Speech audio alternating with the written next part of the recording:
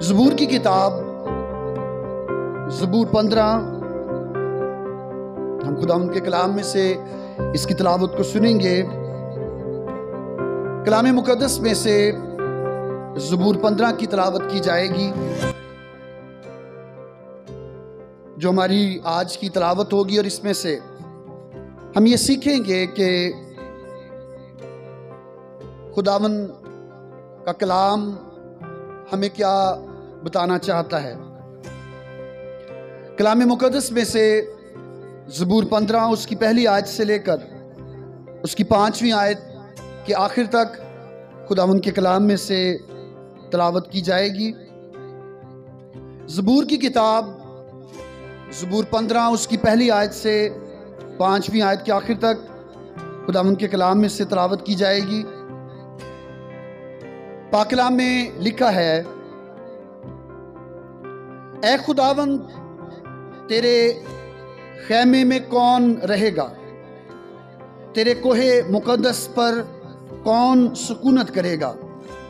वो जो रास्ती से चलता और सदाकत का काम करता और दिल से सच बोलता है। वो जो अपनी जुबान से बहतान नहीं बांधता और अपने दोस्त से बदी नहीं करता और अपने हमसाया की बदनामी नहीं सुनता। वो जिसकी नज़र में रजील आदमी हकीर है, पर जो खुदावन से डरते हैं उनकी इज्जत करता है। वो जो कसम खाकर बदलता नहीं का नुकसान ही उठाए। वो जो अपना रुपया सूद पर नहीं देता और बेगुनाह के खिलाफ रिश्वत नहीं लेता। ऐसे काम करने वाला कभी जुम्बश ना खाएगा। खुदावंद के कलाम का पढ़ा और सुना जाना हम सबों के लिए बरकत का बायस हो। हम सब मिलकर कहेंगे आमीन। ज़बूर 15 जैसा इस ज़बूर के सरनामे में ये लिखा है कि ये दाऊद का मज़मूर है। जब हम इस ज़बूर पर गौर करते हैं तो ये ज़बूर हमें खुदावंद की हजूरी में, वो जगह जहाँ पर खुदा मौजूद होता है, ये ज़बूर बयान करता है कि वो जगह जहाँ पर खुदा की हजूरी है, वो जगह जहाँ पर खुदावंद रहता है, उसकी हजूरी में कौन शख्स खड़ा रह सकता है। ये ज़बूर यानी ज़बूर 15 हमें इसके बारे में बताता है। और आज हम ये देखेंगे और इस मौजू पर गौर करेंगे कि खुदावंद की हजूरी में कौन कायम रह सकता है। हम ईमानदार होते हुए इस बात पर यकीन रखते हैं कि जब कलीसिया ईमानदार वो खुदावंद के घर में, चर्च में जमा होते हैं, अंग्रेजी में कहते हैं उनकी असेंबली होती है, उनका इकट्ठ होता है, तो ईमानदारों के अंदर खुदा खुद मौजूद होता है। पैगाम के आगाज में मैं एक आयत की वजाहत भी करना चाहूँगा, सब गौर से सुनिएगा। ये आयत मुकद्दस मत्ती की इंजील में है और इस आयत को जब दुआ में बोला जाता है तो इस तरह कहा जाता है कि खुदावन तेरे कलाम में लिखा है कि जहाँ 2 या 3 क्या होंगे मेरे नाम से जमा होंगे, मैं क्या होंगे उनके दरमियान। हम इस आयत को अक्सर औकात दोहराते हैं। और कब दोहराते हैं? जब हम कहाँ पर होते हैं? दुआ कर रहे होते हैं या चर्च में जमा होते हैं। इस आयत का पस मंज़र, इस पर गौर करने की ज़रूरत है।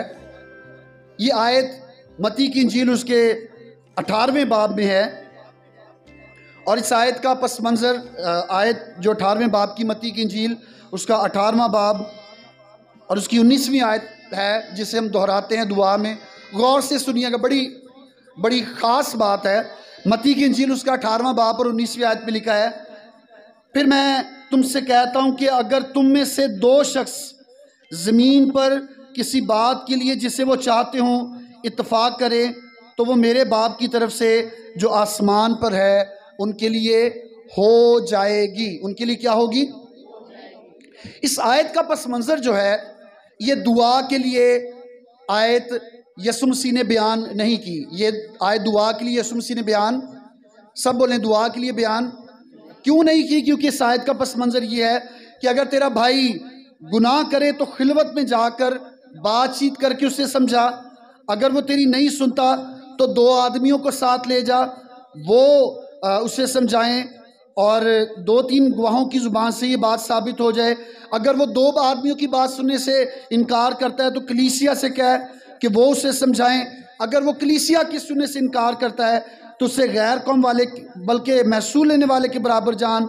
और फिर यीशु मसीह ने कहा कि फिर अगर तुम उसके लिए कोई फ़ैसला करते हो, क्या करते हो तुम उसके लिए कोई, यानी अगर वो नाराज़ है, वो मान ही नहीं रहा, वो किसी बात पर आ ही नहीं रहा, वो किसी बात को समझना चाहता ही नहीं, अगर तुम उस बात के लिए, उस शख्स के लिए कोई बात कह दो और उसके लिए कोई फ़ैसला कर दो, तो यीशु मसीह ने कहा 18वीं आयत में लिखा है कि जो कुछ तुम ज़मीन पर बांधोगे वो कहाँ पर बन जाएगा। और आगे लिखा है फिर मैं तुमसे कहता हूँ कि अगर 2 शख्स, तुम में से 2 शख्स ज़मीन पर किसी बात के लिए इत्तफाक करें तो बाप की तरफ से जो आसमान पर है वो उनके लिए हो जाएगी। ये क्या हो जाएगी? जो फैसला किया गया है उस शख्स के लिए, कलीसिया ने फैसला किया है, लोगों ने मिलकर, पंचायत ने मिलकर फैसला किया है, ये उसके लिए हो जाएगी। लेकिन सालों से, बल्कि मैं कहूँगा कि सदियों से हम दुआ करते और दुआ में इस बात और इस आयत को दोहराते हैं, खुदावन तूने कहा, आज हम यहाँ पर मौजूद हैं, हम तेरी इबादत करने के लिए आए हैं। आए खुदावन तूने ये कहा कि जहाँ पर 2 या 3 मेरे नाम से जमा होंगे मैं उनके दरमियान हूँगा। ये आयत हरगिज़ भी दुआ के लिए जमा होने के बारे में नहीं बताती। तो सवाल ये पैदा होता है कि अगर खुदा की हजूरी कायम है तो क्या हम इस आयत को बोल नहीं सकते? नहीं मेरे अजीज़ों, खुदावन की मौजूदगी अगर वहाँ पर है तो हम इस आयत को ना बोलें। हम ये कह सकते हैं खुदावन तो अपने वादा के मुताबिक आज हमारे दरमियान में मौजूद है। अक्सर औक़ात खुदा की हजूरी को बयान करने के लिए आयात का गलत इस्तेमाल किया जाता है, और आज हम इसी बात पर गौर करेंगे कि खुदा की हजूरी कहाँ पर होती है और वो कौन लोग हैं जिनकी ज़िंदगी में खुदा की हजूरी होती है। पहली बात तो ये कि जब ईमानदार जमा होते हैं, ईमानदार क्या करते हैं? सब बोले ईमानदार क्या करते हैं? जमा होते हैं, तो खुदावंद वहाँ पर मौजूद होता है। क्यों मौजूद होता है? क्योंकि ईमानदार अगर आज इस जगह पर जमा, हम ईमानदार जमा हैं, तो इसमें कोई हमारी खूबी और रियाकत नहीं, पादी साहब के कहने की वजह से नहीं आ पाए, खुदा रूल कुदस की हदायत से और उसकी रहनुमाई में आप इस जगह पर आए हैं।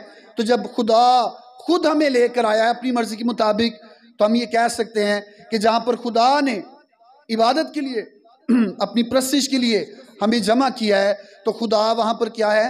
मौजूद है। खुदा वहाँ पर क्या है? दूसरी बात ये कि कोई भी ईमानदार जो खुदावंद में रहकर अपनी ज़िंदगी को बसर करता है, कोई भी ईमानदार जो खुदावंद में होते हुए अपनी ज़िंदगी को बसर करता है, खुदावंद खुद उसकी ज़िंदगी में क्या होता है? मौजूद होता है। खुदावंद क्या करता है उसकी ज़िंदगी में? और खुदावंद का कलाम ये बयान करता है ज़बूर 15 कि खुदा की हजूरी में कौन ठहर सकता है? खुदा की हजूरी में कौन ठहर सकता है? ज़बूर 15 इसके बारे में बयान करता है।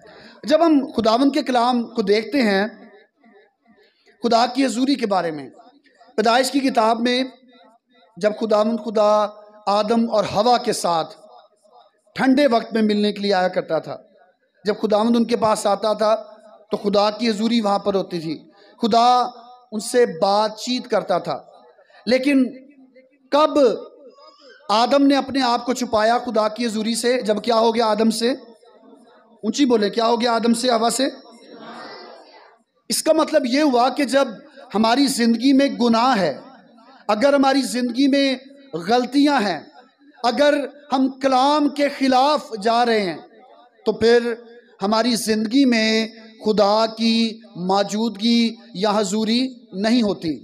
और अगर सारी कलीसिया ही ऐसी है, बुरे काम करने वाले, जिनाकार, बदकार, जिस्म की ख्वाहिश को पूरा करने वाले, सारे ही ऐसे हैं और सारे मिलकर इतवार के दिन या किसी मखसूस दिन में जमा हो जाते हैं, तो हम ये कह सकते हैं कि जैसा कलाम ये बयान करता है कि खुदा की नज़र ऐसी पाक है कि वो बदी को देख नहीं सकता। अगर खुदा बदी को देख नहीं सकता तो क्या वो बदों के दरमियान अपनी हजूरी को कायम करेगा? जी बताएं, क्या बदों के दरमियान खुदा अपनी हजूरी को कायम करेगा? नहीं, ऐसा नहीं हो सकता। खुदा की हजूरी में कायम रहने के लिए ज़रूरी है कि हम कामलियत की जानिब बढ़ें। किसकी जानिब बढ़ें? कामलियत की जानिब बढ़ें। हम कामिल बने तभी हम खुदावंद की हजूरी में कायम रह सकते हैं। ज़बूर 143 143, ज़बूर 143 और उसकी दूसरी आयत खुदावंद के कलाम में लिखा है, अपने बंदे को अदालत में ना ला, क्योंकि तेरी नज़र में कोई आदमी रास्तबाज नहीं ठहर सकता। खुदा की नज़र में कोई भी आदमी रास्तबाज नहीं ठहर सकता। वो अपने नेक कामों के बायस, हदिये चंदे देने के बायस, वो शायद अपने आप को पाक रखे, अपने लिबास को पाक रखे, वो अपनी ज़िंदगी को अपने तरीक़ों से पाक रखे। खुदावंद का कलाम ये बयान करता है कि वो अपने आप को पाक नहीं कर सकता। एक ही चीज़ है जो ईमानदार को पाक करती है, और वो यीशु का खून है। वो क्या है? यीशु मसीह का।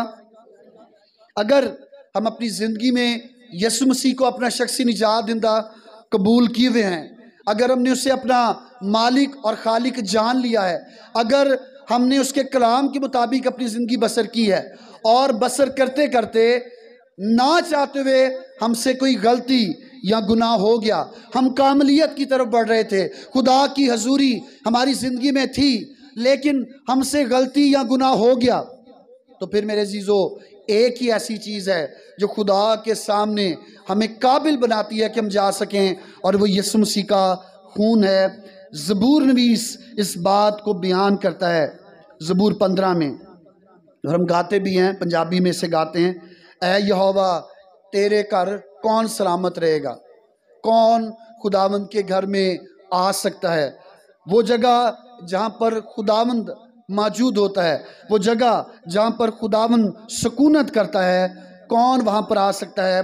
ज़बूर 15 सारी खूबियाँ बयान करता है कि कौन है जो खुदावंद के हुजूर में आ सकता है। यहाँ पर जो लफ्ज़ पहली आयत में है, पहली आयत के दूसरे हिस्से में, कि तेरे कोहे मुकद्दस पर कौन सुकूनत करेगा, यहाँ पर लफ्ज़ सुकूनत जो है ये रहाइश पजीर होने के बारे में बयान नहीं करता। कोई भी शख्स खुदा के हजूर में हर वक्त खड़ा नहीं रह सकता। क्यों नहीं रह सकता? क्योंकि हम इंसान हैं। पालूस बयान करता है कि गुनाह तुम्हारे फ़ानी बदन पर हुकूमत ना करे, लेकिन गुनाह की हुकूमत हमारी ज़िंदगी में रहती है। गुनाह अक्सर हमसे सरजद हो जाता है, और खुदावंद का बंदा ये बयान करता है और ये कहता है कि जिस नेकी का मैं इरादा करता हूँ मुझसे नहीं होती, जिस बदी का मैं इरादा नहीं करता वो मुझसे हो जाती है। लेकिन फिर भी खुदावंद के सामने जाने के लिए ज़रूरी है कि हम पाक बने। आज हम इस बात पर गौर करेंगे कि खुदा की हजूरी में कौन कायम रह सकता है। ज़बूर 15 और उसकी पहली आयत खुदावंद के कलाम में लिखा है, ए खुदावंद तेरे खैमे में कौन रहेगा, तेरे कोहे मुकद्दस पर कौन सुकूनत करेगा। ज़बूर नवीस जब इस ज़बूर को तहरीर करता है खुदारुल कुद्दुस की हिदायत से, वो इस ज़बूर को लिखता है, तो उस वक़्त हैकल इमारत जो है वो मौजूद नहीं थी। खुदावंद का संदूक यानी ऐद का संदूक जो है वो किसी इमारत में मौजूद नहीं था, बल्कि वो खैमा इज्तिमा में रखा हुआ था। वो कहाँ पर रखा हुआ था? खैमा इज्तिमा में। और हमें खरूज की किताब में ये ज़िक्र मिलता है कि खुदावंद ये हुक्म देता है कि कौन लोग हैं जो ऐद के संदूक को, जब वो बियाबानी सफ़र में है तो वो उठा कर ले के जा सकते हैं। कौन लोग हैं जो इस काम को सर अंजाम दें। खरूज की किताब उसके 25वें बाब की 14वीं और 15वीं आयत में हमें ये जिक्र मिलता है कि हारून काहिन की नस्ल में से लावी, याकूब का बेटा, उसका ख़ानदान वो खुदा की खिदमत के लिए चुना गया, लेकिन कहानत की जिम्मेदारी जो है वो लावी के ख़ानदान में से उसके बेटे हारून के ख़ानदान के पास थी, कि वो इस खिदमत को सरंजाम दें। और हमें खुदावंद के कलाम में खरूज की किताब और उसके 25वें बाब की 14वीं और 15वीं आयत में मिलता है कि अगर कोई इस खिदमत को सरंजाम देता है, यानी खैमा इज्तिमा की खिदमत को, और बिलखसूस खैमा इज्तिमा में जो सबसे अहम चीज़ थी वो वहाँ पर अहद का संदूक था, जिसमें 10 अहकाम की लोहें जो तख्तियाँ थी वो मौजूद थी। वो मर्तबान जिसमें मन रखा गया वो उस अहद के संदूक में मौजूद था, और हारून का फूला हुआ आसा जो है वो उसमें मौजूद था। और अहद का संदूक कौम बनी इसराइल में इस बात को जाहिर करता था कि खुदावन उनमें मौजूद है। आसा जो है ये खुदावन के निगहबान और चरवाहे होने को जाहिर करता है। मन, रोटी जो आसमान से खुदावंद खुदा ने गिराई थी, उसे मर्तबान में रखा गया। उसका मतलब ये था कि खुदावंद उनका राज़िक है, खुदावंद उनको रिज़्क देने वाला है। और तीसरी बात, जो लोहें वहाँ पर उस अहद के संदूक के अंदर मौजूद थी, वो इस बात को जाहिर करती थी कि खुदावंद ने अपने साथ चलने के लिए कौम बनी इसराइल को अपने अहकाम भी दिए हैं। और अहद के संदूक के बाहर शरीयत की किताब भी रखी हुई थी। ये 4 चीज़ें, एक अहद के संदूक के अंदर बाहर जो शरीयत की किताब है, और 3 चीज़ें जो उसके अंदर हैं वो उनके पास और उनके साथ खुदा की हजूरी को जाहिर करती थी। लेकिन खुदा की हजूरी को जाहिर करते हुए खुदावंद खुदा ने कुछ हुक्म भी कौम को दिए थे। अहद का संदूक किसने उठाना है, कैसे उठाना है, किस चीज़ के ऊपर रख कर लेकर जाना है, ये सब हुक्म खुदा ने पहले से ही दे रखे थे। खरूज की किताब उसका 25वां बाब और उसकी 14वीं आयत, खुदावंद के कलाम में से खरूज की किताब उसका 25वां बाब और उसकी 14वीं और 15वीं आयत खुदावंद के कलाम में से तिलावत की जाएगी। और इन चोबों को संदूक के अतराफ के कड़ों में डालना कि उनके सहारे संदूक उठ जाए। अब संदूक उठाने वाले जो हैं वो काहिन हैं, और खुदा के कलाम में लिखा कि संदूक कैसे उठाना है। चोबों को संदूक के अतराफ के कड़े जैसे हमारे घरों के बाहर अक्सर जब हम घर बनाते तो हम कड़े लगा देते, कभी कोई रस्सी बांधनी हो, ऐसे कड़े जो हैं वो संदूक के चारों तरफ लगे थे। और जब संदूक को उठाना होता था तो उसके अंदर, उन कड़ों के अंदर खुदावंद के कलाम में लिखा है कि उनके अतराफ के कड़ों में डालना, चोबें जो हैं, लकड़ियां जो हैं, उनको डाला जाता। और ऐसे एक शख्स आगे चल रहा होता, संदूक दरमियान में है, 2 अशखास जो पीछे होते, और इस तरह संदूक को क्या किया जाता था, उठाया जाता था। क्या किया जाता था?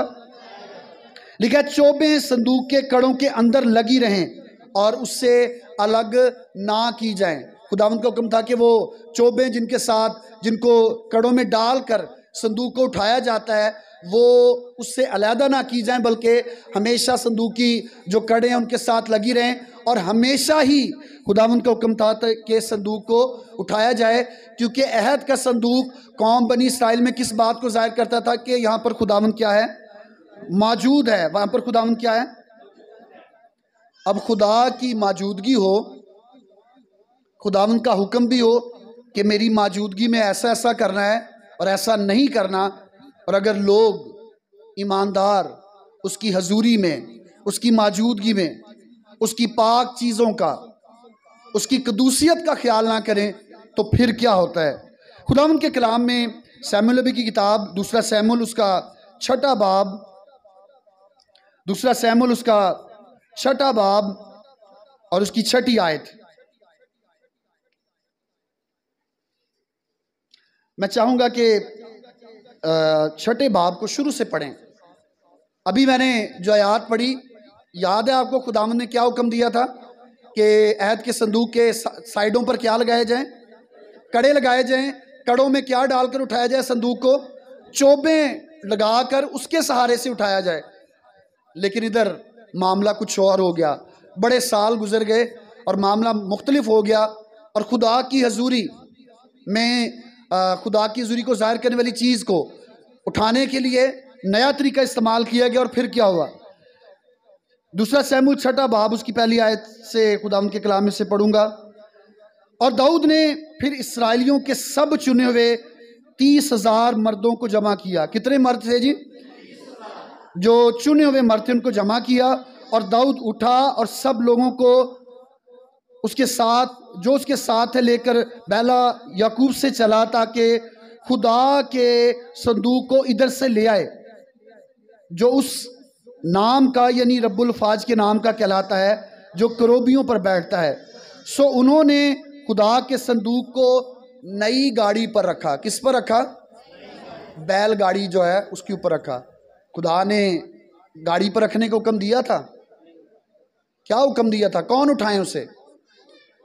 काहिन उठाएं, चुने हुए लोग उठाएं। खुदा की हजूरी जो चीज़ जाहिर करती है, हम कभी भी उसे अपने तरीके से, इबादती तरीक़ाकार, दुआ का तरीक़ाकार, प्रस्तिश का तरीक़ाकार, पैगाम देने का तरीक़ाकार, जो खुदावंद की मर्ज़ी है, हमें उसके मुताबिक चलना है।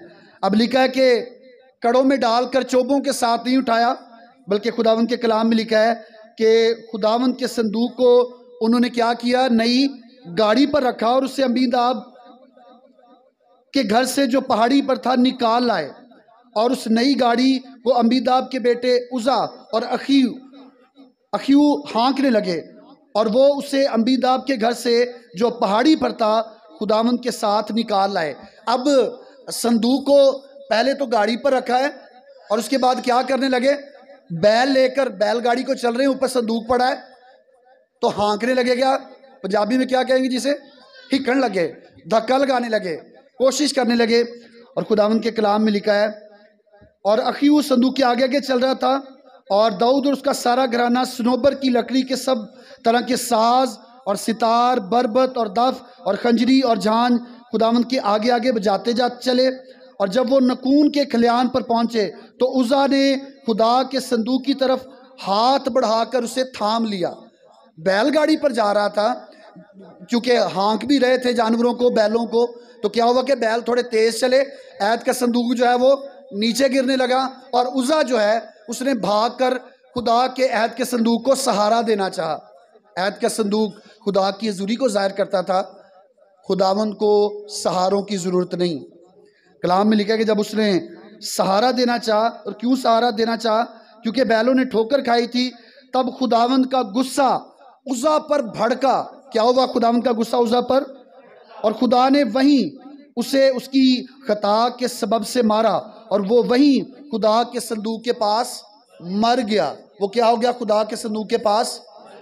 जब हम खुदा की हजूरी का जो हमारे दरमियान में कायम होती है, खुदावंद जो हमारी ज़िंदगी में रहता है, हमारी ज़िंदगी से नज़र आना चाहिए।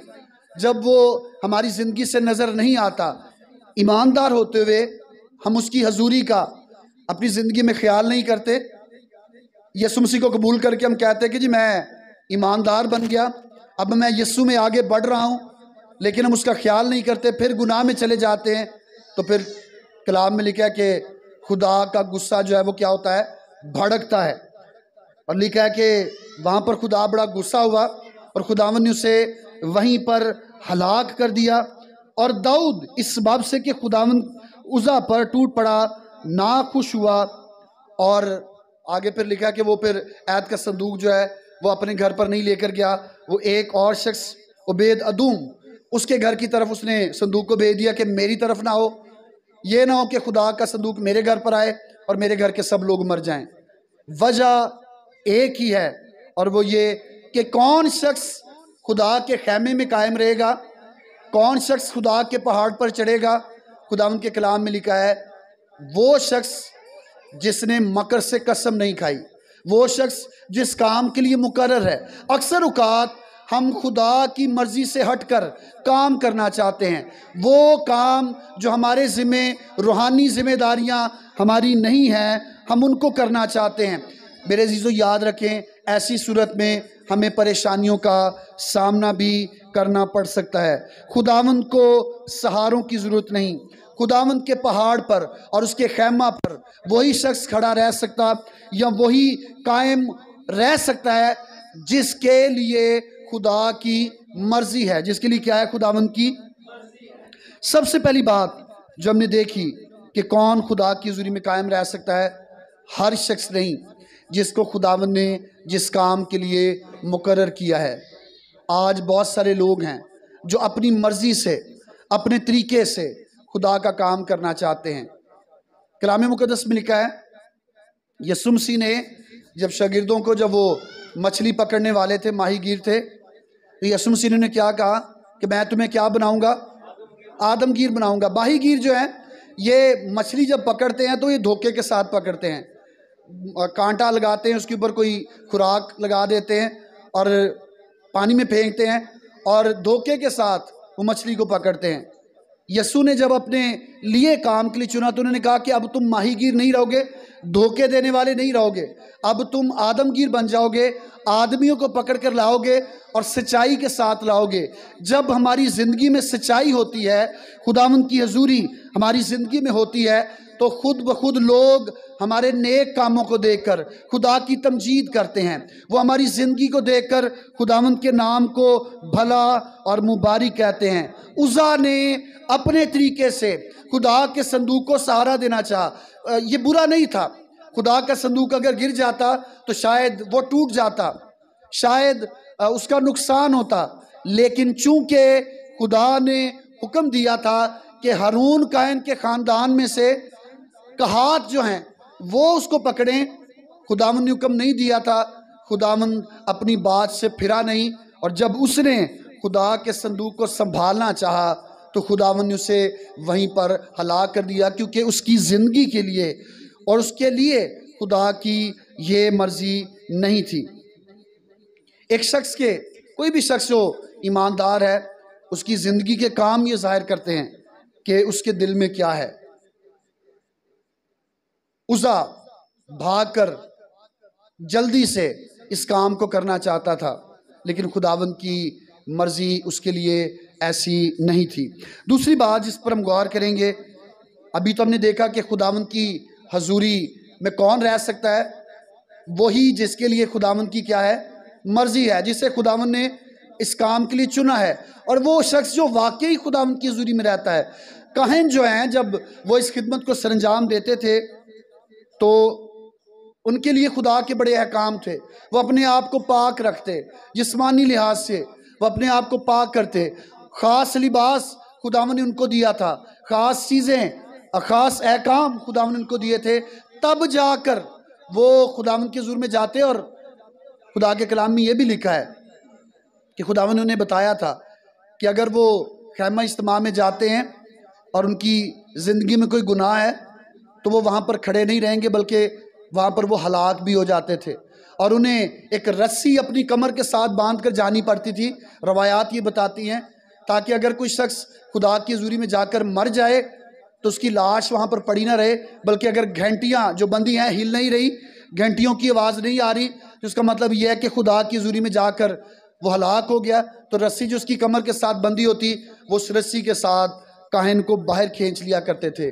कोई भी शख्स जो खुदा की हजूरी में रहना चाहता है, अगर खुदा के कलाम के मुताबिक वो दुरुस्त नहीं है, तो वो शख्स खुदा के खैमे में खड़ा नहीं रह सकता और खुदा के पहाड़ पर चढ़ नहीं सकता, वरना उसका अंजाम उज़ा जैसा ही होगा। दूसरी बात जिस पर हम गौर करेंगे कि खुदा की हजूरी में रहने वाले शख्स की खुसूसियात क्या हैं। ज़बूर 15 और उसकी दूसरी आयत खुदावंद के कलाम में से हम देखेंगे। खुदावंद के कलाम में लिखा है, वो जो रास्ती से चलता है, पहली बात तो ये, और सदाकत का काम करता है। लफ्ज़ सदाकत का मतलब है सच्चे काम, झूठे कामों में धोखाधड़ी नहीं करता। और तीसरी बात लिखी है, जो दिल से सच बोलता है वो ही खुदा की हजूरी में क्या रहेगा, खड़ा रहेगा। वो क्या करेगा, खुदा की हजूरी में जाकर सुने, जब बात की जाती है तो उसका जवाब दिया करें। तीन बातें हैं, दयानतदारी से चलना, रासबाज होना, और तीसरी बात है दिल से सच बोलना। खुदावंद के खादम है C.H. स्पर्जन, वो ये कहता है कि तंग रस्सी पर चलने वाले शख्स के लिए ज़रूरी है कि अगर वो तंग रस्सी पर चलना चाहता है तो उसकी नज़र रस्सी की जानिब हो, ना कि लोगों की तरफ। जब वो लोगों की तरफ देखेगा, इधर उधर उसकी निगाह जाएगी, तो उसका अगला कदम जो है वो रस्सी से इधर होगा और वो रस्सी जो बंदी होती है वो उससे नीचे भी गिर जाएगा। ईमानदार की ज़िंदगी बिल्कुल ऐसी है कि अगर वो दयानतदारी के साथ नहीं चलता, अगर उसका फोकस अपने उस गोल की जानिब नहीं है, अगर वो उस रास्ते पर जिस पर उसे चलना है अपनी निगाह उस रास्ते पर नहीं रखेगा, तो वो उससे बहक जाएगा, इधर उधर निगाह जाएगी, उसकी ज़िंदगी में बददियानती आएगी, तो वो चल नहीं पाएगा। और खुदावंद के कलाम में हमें पैदाइश की किताब उसके 6 बाब में एक शख्स नूह की मिसाल मिलती है, और उसकी खूबसूरत मिसाल खुदावंद के कलाम में पैदाइश की किताब उसके 6 बाब में मिलती है। उसकी 5वीं और उसकी 8वीं और 9वीं आयत, हम इन तीनों आयत को पढ़ेंगे।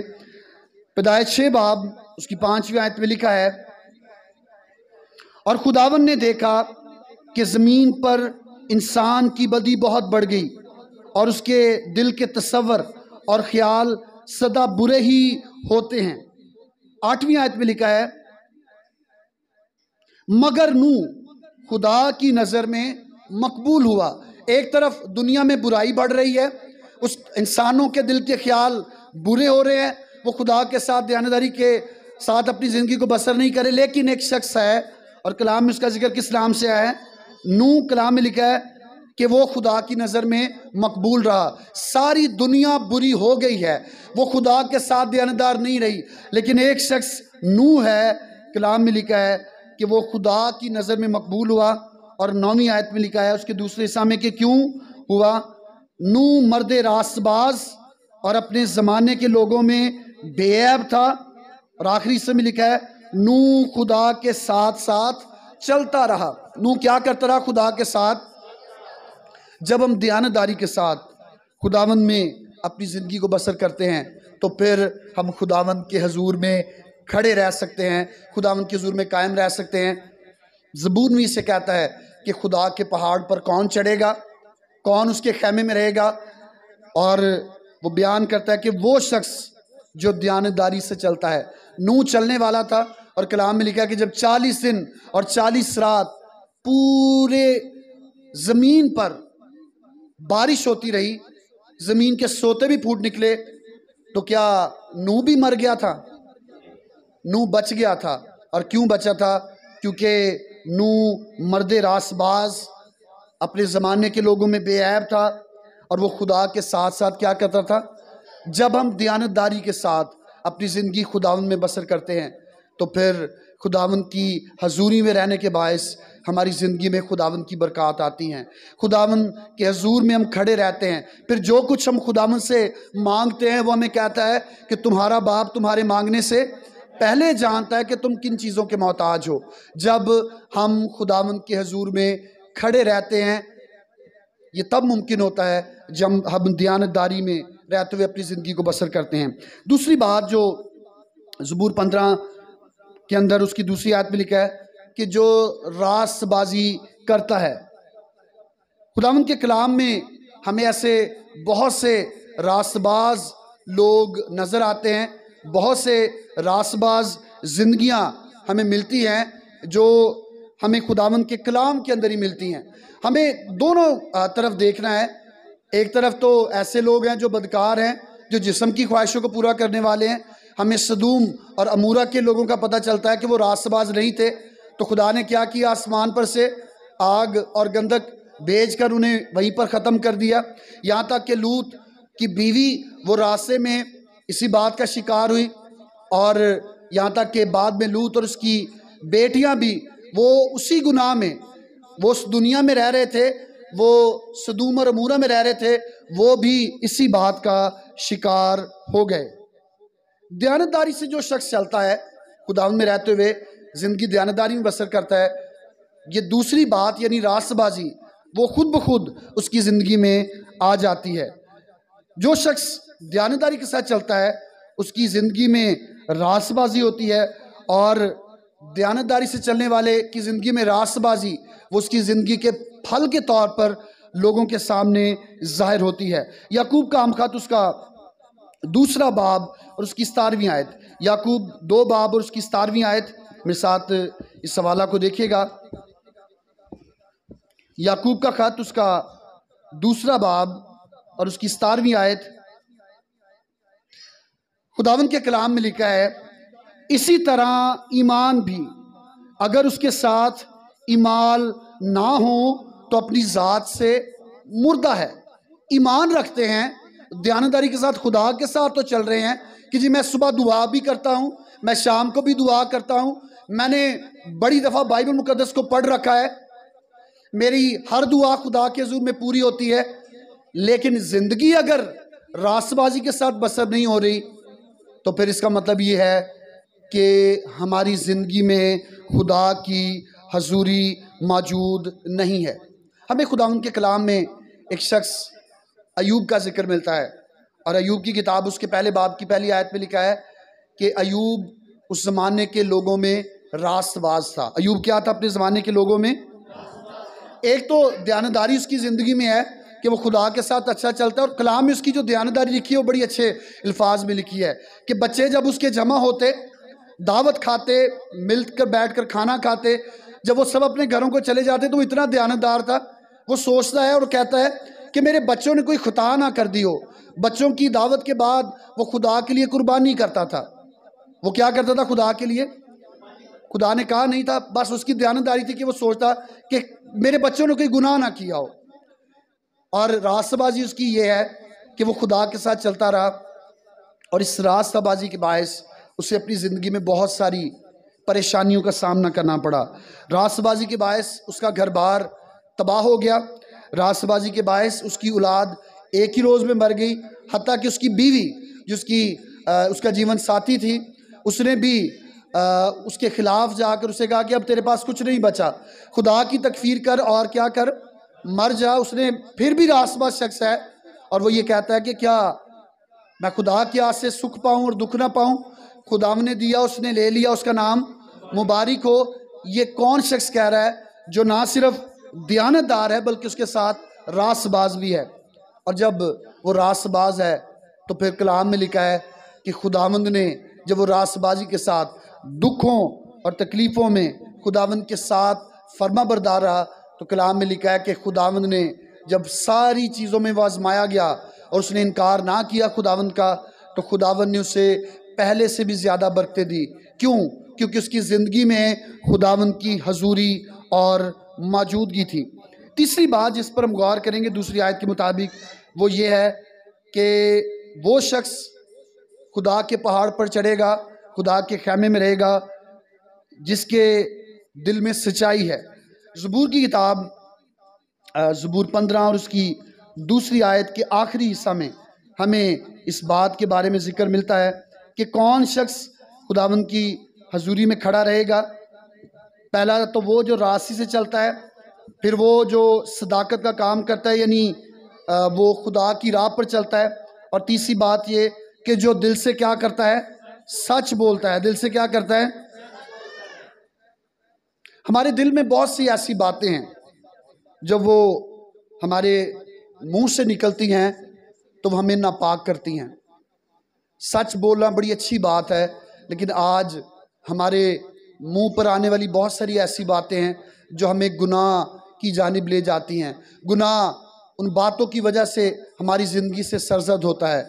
खुदावंद खुदा ये चाहता है कि हम अपनी ज़ुबान से ख़ता ना करें। मत्ती की इंजील उसका 15वां बाब 18वीं आयत, याकूब का खत उसका 3रा बाब और उसकी दूसरी आयत में हमें इस बात का जिक्र मिलता है कि कौन सी नहीं। और आजकल ईमानदार होते हुए, पहले बड़ा मसीहों के लिए कहा जाता था कि मसीही झूठ नहीं बोलते, लेकिन आज के मसीही, आज के ईमानदार झूठ भी बोलते हैं। एक तरफ हम झूठ बोल रहे होते हैं और दूसरी तरफ हम दुआ करके ये समझ रहे होते हैं कि खुदा की हजूरी मेरी ज़िंदगी में है। कलाम ये बयान करता है कि जो दिल से सच बोलता है वही क्या करेगा, खुदा के खैमे में रहेगा और उसके पहाड़ पर क्या करेगा, सुकूनत करेगा।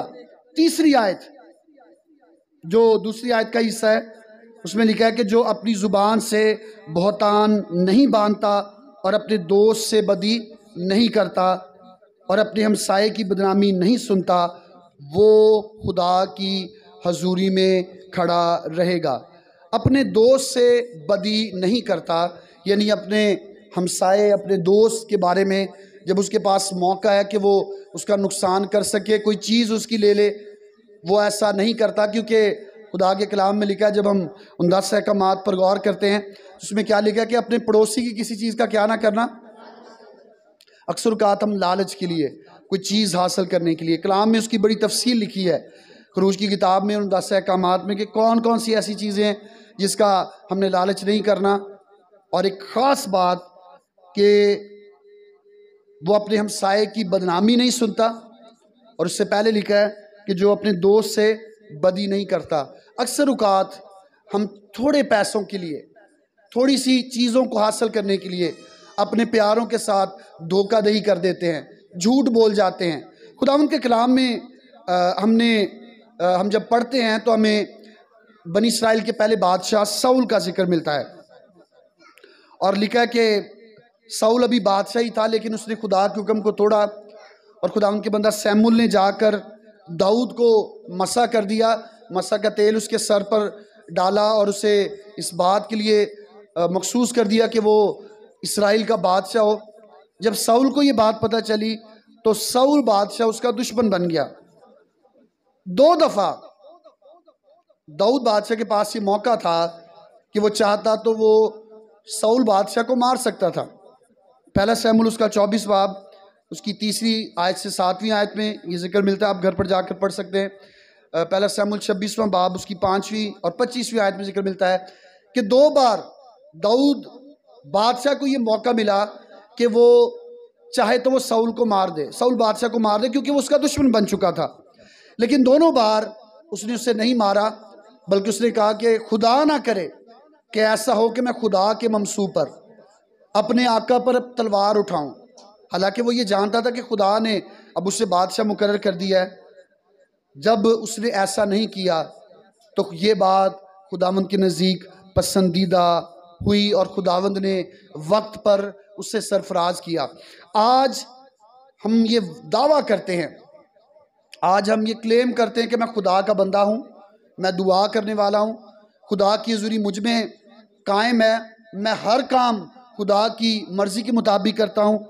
लेकिन अगर कोई अजीज़, कोई रिश्तेदार, कोई दोस्त, अगर उसने हमारा कुछ नुकसान किया हो और वो हमसे माफ़ी भी मांग ले, तो हम कभी उसे होता है कि हम उससे कभी हम उससे दिल से माफ़ नहीं करते, बल्कि मौका की तलाश में रहते हैं कि जब भी मुझे मौका मिला मैंने अपना बदला लेना है। याद रखिए कि अगर हम बदला लेने वाले हैं, अगर हम दूसरों के लिए दिल में बदी रखने वाले हैं, और एक और बात कि हम किसी की बदनामी सुनने वाले हैं, तो ये बात जाहिर करती है कि हम खुदा की हजूरी में खड़े नहीं रह सकते, हम खुदा की हजूरी में चलने वाले शख्स नहीं हैं। अपने हमसाए की बदनामी नहीं सुनता। ऐसी बहुत सारी बातें हैं जो लोग हमें आकर बताते हैं कि फ़लाँ शख्स ने आपके बारे में ऐसा कहा, फ़लाँ भाई ने, बहन ने, फ़लाँ रिश्तेदार ने मुझे ऐसा कहा, उसने उसको ही ऐसा कहा। जब तक हम खुद उस बात को जाकर पूछ ना लें, जब तक हम खुद उस बात को कन्फर्म ना कर लें, अच्छी बात नहीं कि हम खुदावंद के लोग होते हुए जो ये दावा करते हैं कि खुदावंद मेरी ज़िंदगी में रहता है, यीशु मसीह को कबूल करने के वसीला से मैं उसका बेटा हूँ, हम किसी की बदनामी सुनकर, किसी की बुरी बात सुनकर या अपनी बुरी बात सुनकर हम उसके ख़िलाफ़ बातें करना शुरू कर दें, ये गीबत में आता है और खुदावंद इसे पसंद नहीं करता। और ऐसे लोग जो अपने हमसाए से बदी करते हैं, अपने हमसाए की बदनामी सुनते हैं, अपनी ज़ुबान से झूठी बातें कहते हैं, खुदावंद का कलाम ये कहता है कि वो खुदा के खैमे में नहीं रहेंगे और उसके मुक़द्दस पहाड़ पर सुकूनत नहीं कर सकेंगे। 4थी आयत खुदावंद के कलाम में लिखा है, वो जिसकी नज़र में रज़ील आदमी हकीर है। जिसकी नज़र में क्या? रज़ील आदमी। लफ्ज़ रज़ील का मतलब है कि वो आदमी जो बुरे काम करता है। रज़ील आदमी जो बेशर्मी के काम, बुरे काम करता है, वो आदमी जो बुरे काम करता है, ऐसा आदमी जो खुदा की हुज़ूरी में रहता है, वो उससे अच्छा शख्स नहीं समझता। पर जो खुदावंद से डरते हैं वो उनकी इज़्ज़त करता है। वो शख्स जो खुदा की हुज़ूरी में रहता है, वो शख्स जिसकी ज़िंदगी में खुदा की हज़ूरी मौजूद है वो गुनाह करने वालों से नफ़रत करता है, लेकिन वो लोग जो खुदा से डरते हैं वो उन लोगों की क्या करता है, इज्जत करता है। लेकिन आज क्या हो गया है, आज हम बड़े शौक से कहते हैं फ़लाँ बुरा शख्स, फ़लाँ बुरा आदमी, वो मेरा बड़ा अच्छा दोस्त है, कभी कोई काम करवाना हो तो मुझे बताइएगा। आज बुरे शख्स को, बुरे काम करने वाले को दुनिया बुरा नहीं कहती, और जो शख्स अच्छा काम कर रहा होता है हम उससे बड़ी आसानी से बुरा कहना शुरू कर देते हैं। मेरे अज़ीज़ों, अगर खुदावंद हमारी ज़िंदगी में रहता है, अगर हम उसके खैमा में आते हैं, ठहरते हैं, हम दुआ करने वाले हैं, हम खुदावंद से मांगने वाले हैं, हम खुदावंद की हज़ूरी में रहने वाले हैं, तो हम ऐसे लोगों से नफ़रत करेंगे जो बुरे कामों को सरंजाम देते हैं, वो जो बेशर्मी के काम हैं, वो जिन्हें दुनिया अच्छा नहीं समझती, जिन्हें खुदा का कलाम अच्छा नहीं कहता। अगर कोई शख्स ऐसा काम करता है तो हमें ऐसे शख्स से भी दूर रहना है। और कलाम में लिखा है वो जिसकी नज़र में रजील आदमी हकीर है, उसे छोटा समझा जाता है। लेकिन आज बड़े अफसोस की बात है कि जो बुरे काम करने वाले हैं उन्हें सबसे बुलंद मर्तबा दिया जाता है। ख़ानदान हो, मुआशरा हो, उन्हें अच्छे समझा जाता है और उन्हें बुलंद मर्तबा दिया जाता है। और बुलंद मर्तबा देते हुए भी ये समझा जाता है कि शायद हमारे बीच खुदा की हज़ूरी कायम है। खुदा का कलाम ये कहता है कि जिसकी ज़िंदगी में खुदा की हज़ूरी है वो ऐसे आदमी से जो बुरा है वो उससे नफ़रत करेगा, उससे हकीर जानेगा। जो खुदावंद से डरता है वो उसकी इज़्ज़त करेगा। और जो बात उसने अपनी ज़ुबान से कह दी, लफ्ज़ लिखा है जो कसम खाकर बदलता नहीं, खा नुकसान उठाए, जो ज़ुबान से बात कह दी वो उस पर कायम रहता है। चंद दिन पहले मुझे एक शख्स से बात करने का मौका मिला, एक दुकान पर बैठे हुए, तो वो बड़े वसूख से मुझे कह रहा था कि जी मसीही लोग जो है ना, उनकी मुंह की कही हुई बात जो है ना उस पर बड़े कायम रहते हैं। वो किसी शख्स की, किसी बड़े बुजुर्ग की मिसाल दे रहा था कि बड़े साल पहले उन्होंने एक बात कही और कितने सालों बाद उनसे मुलाकात हुई तो जो बात उन्होंने कही थी वो उसी पर कायम थे। आज हमें क्यों स्टाम्प पेपर लिखवाने पड़ते हैं, क्यों गवाहों को लेकर स्टाम्प पेपर लिख कर बात को पूरा करना पड़ता है? क्योंकि आज के मसीह अपनी ज़ुबान से कही हुई बात से फिर जाते हैं। दुआ करके कहा जाता है कि मैं मानता हूं कि मैं इस बात पर कायम रहूंगा, लेकिन वो इस बात से फिर जाते हैं। आज रिश्ते, निकाह, जिंदगियां क्यों टूट रही हैं? क्योंकि खुदा की हजूरी कायम नहीं। वादे जो किए जाते हैं, कौल करार जो किए जाते हैं, उसे खुदा की हजूरी में किया तो जाता है, लेकिन जब खुदा की हजूरी में हम रहते नहीं हैं तो हम अपनी उन बातों से फिर जाते हैं। खुदा के कलाम में लिखा है कि ऐसा शख्स जो अपनी ज़ुबान से की हुई बात से फिर जाता है वो खुदा की हजूरी में कायम नहीं रह सकता। 5वीं और आखिरी आयत में लिखा है, ऐसा शख्स जो अपना रुपया सूद पर नहीं देता और बेगुनाह के खिलाफ रिश्वत नहीं लेता, ऐसे काम करने वाला कभी जुम्बश ना खाएगा। यानी अगर वो खुदा की हजूरी में आएगा तो उससे परेशानी नहीं होगी। आज जब दुआ की बात आती है, आज जब प्रस्तिश की बात आती है और ख़ास तौर पर कलाम की बात आती है, तो बहुत सारे बहन भाई वो सोना शुरू हो जाते हैं, नींद आना शुरू हो जाती है। दुआ थोड़ी लंबी हो जाए, पंजाबी में कहते हैं बासियाँ आ रही हैं, जमाइयाँ आना शुरू हो जाती हैं, ध्यान इधर उधर जाना शुरू हो जाता है। वजह क्या है? जब हमारी ज़िंदगी में ये बातें होती हैं जो खुदा उनके कलाम में लिखी हैं, तो फिर हम खुदा की हजूरी में खड़े नहीं रह सकते। कलाम ये कहता है कि वो जो अपना रुपया सूद पर नहीं देता, आज सूद को बड़े बड़े नए नाम दे दिए गए हैं जी, ये इंटरेस्ट है, ये जी जुर्माना है, इसने मुझसे पैसे लिए थे, इसने मुझे कहा था कि अगर मैं पैसे ना दे सकूं तो मैं इतना जुर्माना दूंगा। हज़ारों रुपया दिया जाता है और लाखों रुपया लिया जाता है, ये सूद है। और खुदावंद का कलाम ये बयान करता है कि अगर कोई ईमानदार है, अगर कोई खुदा की हजूरी में रहने वाला शख्स है, तो वो सूद नहीं लेता। वो क्या नहीं करता? और फिर दूसरी बात लिखी है कि वो बेगुनाह के खिलाफ रिश्वत भी नहीं लेता। आज चंद पैसों के लिए लोग बेगुनाह लोगों के खिलाफ झूठी गवाहियाँ देते हैं। आज अदालतों में चले जाएं, 500-500 रुपया लोग लेकर झूठी गवाहियां दे देते हैं। ईमानदारों में भी ये बात शुरू हो गई है। अगर कोई शख्स अपने आप को खुदावंद का फर्जंद कहता है, खुदावंद का बेटा कहता है, और अगर वो ऐसा कर रहा है तो हम यकीन के साथ ये कह सकते हैं कि ये अब खुदावंद की हजूरी में खड़े रहने वाला शख्स नहीं रहा, क्योंकि अगर ये खड़े रहने वाला शख्स होता तो ज़रूर खुदा रूल कुदस से इसकी रहनुमाई करता कि ये ऐसा काम ना करे। और कलाम में लिखा है कि ऐसे काम करने वाला कभी जुम्बश ना खाएगा। ऐसा शख्स जो ये सारे काम करता है, झूठ भी बोलता है, पड़ोसी के खिलाफ भी जाता है, झूठी गवाही भी देता है, बुरे आदमी को अच्छा समझता है, अच्छे आदमी को बुरा कहता है, कलाम में लिखा है कि वो खुदा की हजूरी में कायम नहीं रहेगा। ये खुदा की हजूरी जो दुनिया में है, चर्च में है, हमारी ज़िंदगी में, ये उसकी बात हो रही है। आसमान की बादशाही में जाने का या हमेशा की ज़िंदगी में जाने का तो तस्वर ही पैदा नहीं होता। ऐसे आदमी के काम इस दुनिया में ही ज़ाहिर कर देते हैं कि जो आज खुदा की हजूरी का ख्याल नहीं कर रहा वो आगे कैसे जाएगा। लेकिन आज अफसोस के साथ ये कहूँगा कि इन बातों को अहमियत नहीं दी जाती। कारोबार करने वाले झूठ बोलकर 50 रुपए की चीज़ 100 रुपये में बेच रहे हैं, और फिर उसी पैसे में से चर्च में भी हदिया डाला जाता है। धोखा देकर उस पैसे को चर्च में देकर समझा जाता है कि हमारा जो काला धन है, ये काला माल है, ये सफ़ेद हो जाएगा।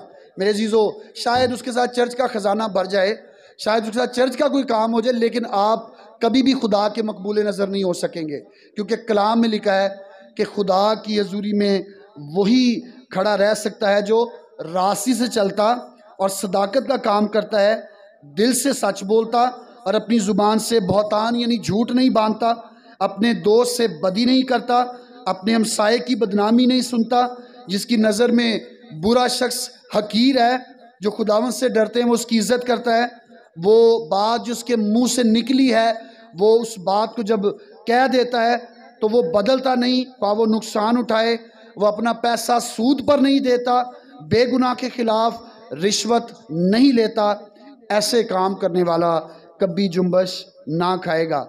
ज़बूर 16 इससे जो अगला ज़बूर है वो ये बयान करता है कि कैसे अगर हमारी ज़िंदगी में ये बातें मौजूद हैं तो हम इन बातों को अपनी ज़िंदगी से दूर कर सकते हैं, और कैसे खुदावंद की हजूरी में हम कायम रह सकते हैं। आज मेरे अज़ीज़ों, हमने इन तमाम बातों पर जो इस ज़बूर में, ज़बूर 15 में थी, हमने गौर किया कि जो काम हमें दिया गया है, अगर खुदा की मर्ज़ी है तो हम उससे सरअंजाम दें। अगर खुदा की मर्ज़ी उस काम को करने के लिए रूहानी काम, मैं रूहानी कामों की बात कर रहा हूँ, अगर खुदा की मर्ज़ी नहीं है तो हम अपने तौर से खुदा को खुश करने के लिए उस रूहानी ज़िम्मेदारी को पूरा ना करें। अगर हम उस काम के लिए मुकर्रर नहीं हुए, अगर हम उस काम के लिए मखसूस नहीं हुए, तो वो काम जो हम अपनी मर्ज़ी से करना चाहते हैं वो हमारे लिए परेशानी का बायस भी बन सकता है।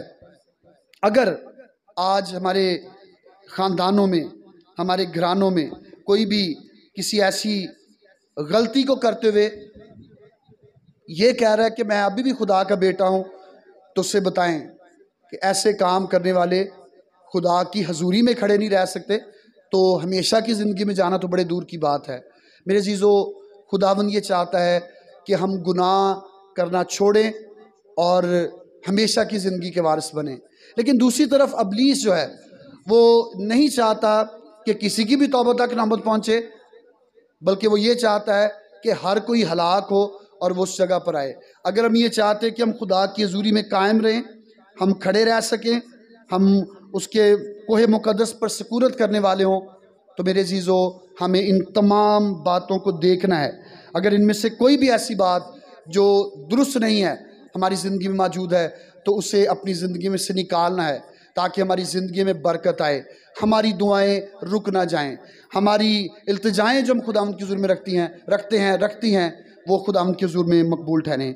खुदावंद इस कलाम की वसीला से हम सबों को बहुत ज़्यादा बरकत बख्शे। आमीन। आइए हम अपने